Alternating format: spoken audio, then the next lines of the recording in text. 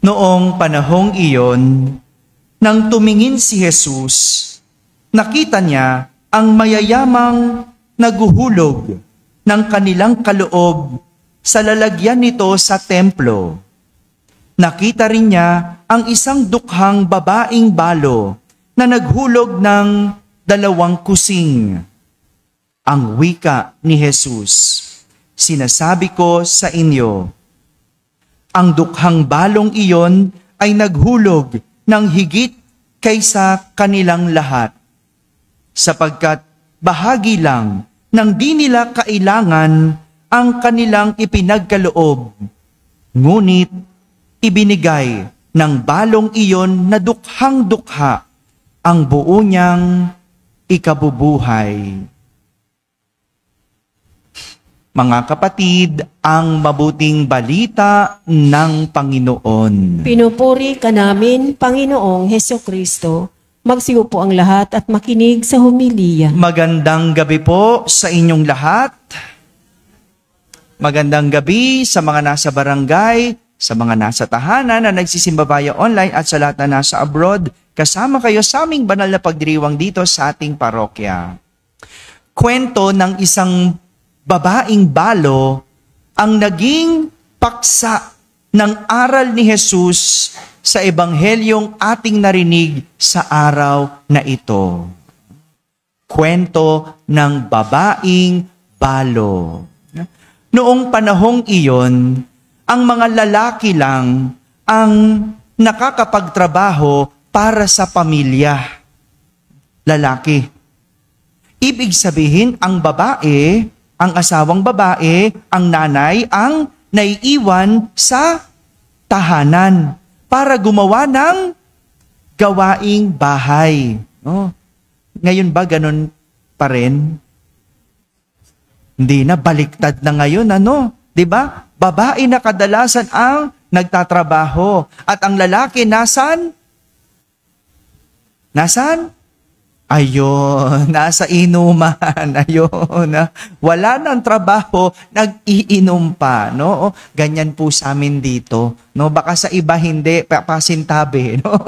Sa amin kilalang ganyan, no? Pero noon ganon, no? Lalaki magtatrabaho, babae sa bahay. Kaya nga, kapag namatay na ang lalaking asawa o ang ama, paano na? Nawawalan na ng kabuhayan ang ina o ang babaeng asawa. Maliban na lang kung may anak pang lalaki na pwedeng magtrabaho para sa pamilya. Ito ang sitwasyon ng balo. Ito yung kanyang sitwasyon sa kwento. Anong ibig sabihin? Wala na siyang kabuhayan. Bakit? Ayan. Patay na yung asawa eh. Balo nga eh. Diba? Oh, naintindihan mo ba yun? Oh. Nataka ka ba kung ba't wala ang kabuhayan? Hello? Pinaliwanag ko na, diba? Uulitin ko na naman. Oh, yan. Oh. Wala na kasing magtatrabaho para sa kanya.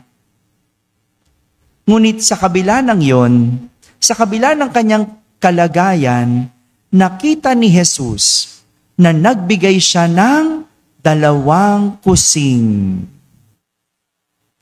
Kung ilalarawan ni Jesus, ito ang kanyang buong kabuhayan. Alam ni Jesus at nakita ni Jesus na buo ang binigay ng balo. Samantalang yung mga mayayaman sa templo, nagbibigay ng malaking halaga. At dahil dito, sinabi ni Jesus, ang babaeng iyon, ang balong iyon, ang naghulog ng higit sa lahat. Imagine mo, wala ka ng kabuhayan, wala na ang bumubuhay sa iyo, wala ka ng katuwang sa buhay, pero yung kakaunting meron ka, ibinigay mo pa. At hindi mo lang binigay ang kalahati. Anong binigay? Buo. Lahat. Walang itinira. Kaya nga, hindi maiwasan ni Jesus na ikumpara ang mga mayayaman na naglagay ng malalaking halaga Sabi ni Jesus, bahagi lang ang binigay nila. Hindi nila kailangan. Ngunit ang balo, ibinigay ang buo niyang ikabubuhay. Tingnan mo yung mga mayayaman, no? Nakakapagbigay ng malaki, pero ang totoo, hindi naman nila kailangan yun. Ibig sabihin, marami pang natira. Makapagbigay ka man ng 1,000, meron ka pang 2,000,000. O ano ba yung 1,000 sa iyo? Tama? Hello? Tingin-tingin ka na naman yan. Hindi ko alam po, naiintindihan mo ko eh. Di ba? 2 bagay ang pwede nating matutunan sa balo. Una, ang pagiging mapagbigay. Sabihin nyo nga po, generous. Generosity is not how much you give, but how much is left for you. Kadalasan, tingin natin sa taong generous, yung malaki magbigay. Tama? Wow! Nagbigay ng 10,000. Wow! Nagbigay ng 5,000. Oo naman. Salamat. Malaki. Pero, ang tunay na generous, hindi nakikita kung gaano kalaki ang naibigay, kundi gaano kalaki ang natira. Ilan ang natira? Nagbigay ka ng 10,000, ang natira sa'yo, 10,000,000.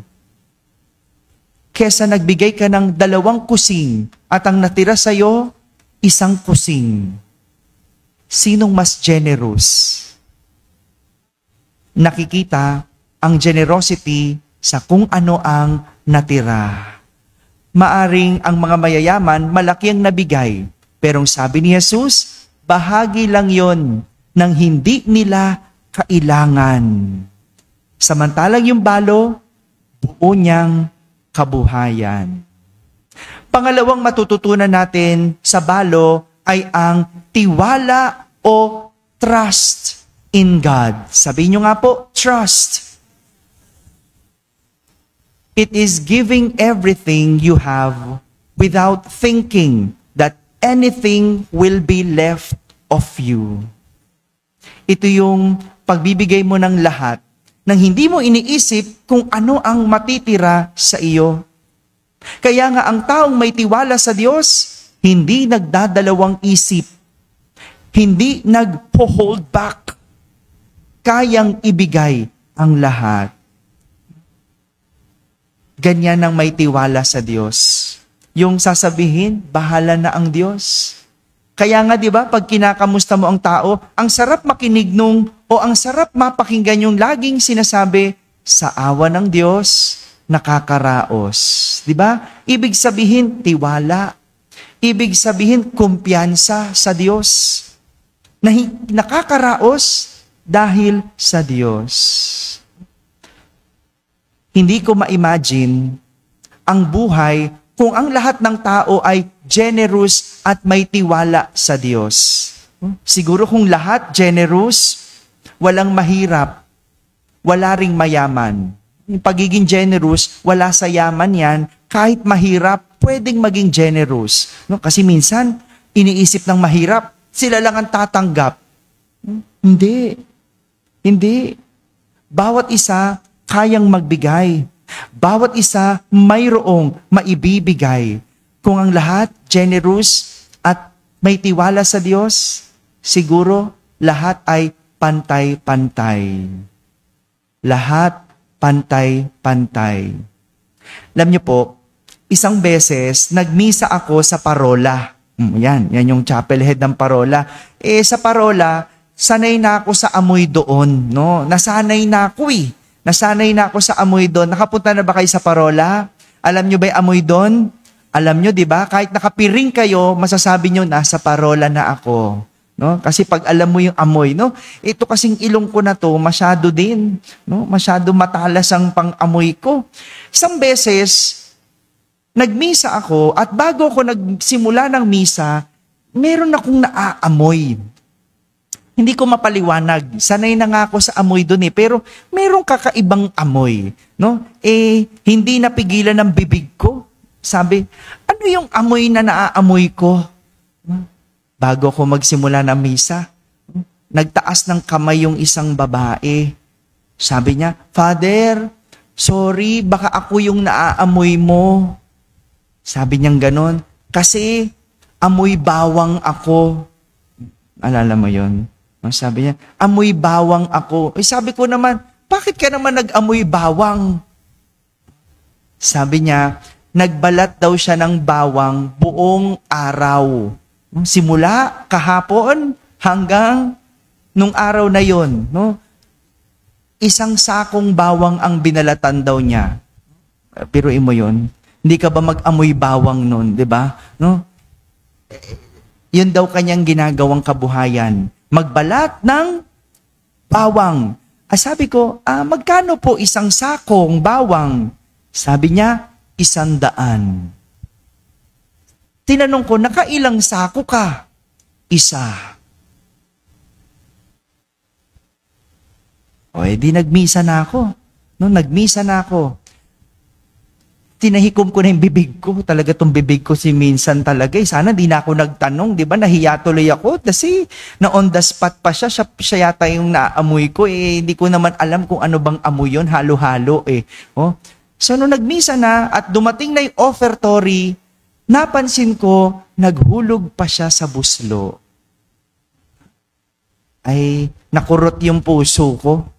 No, aaminin ko, nakurot talaga yung puso ko na sa 100 piso na kinita ng babae na maghapon, isang araw nagbalat, nakuha pang magbigay.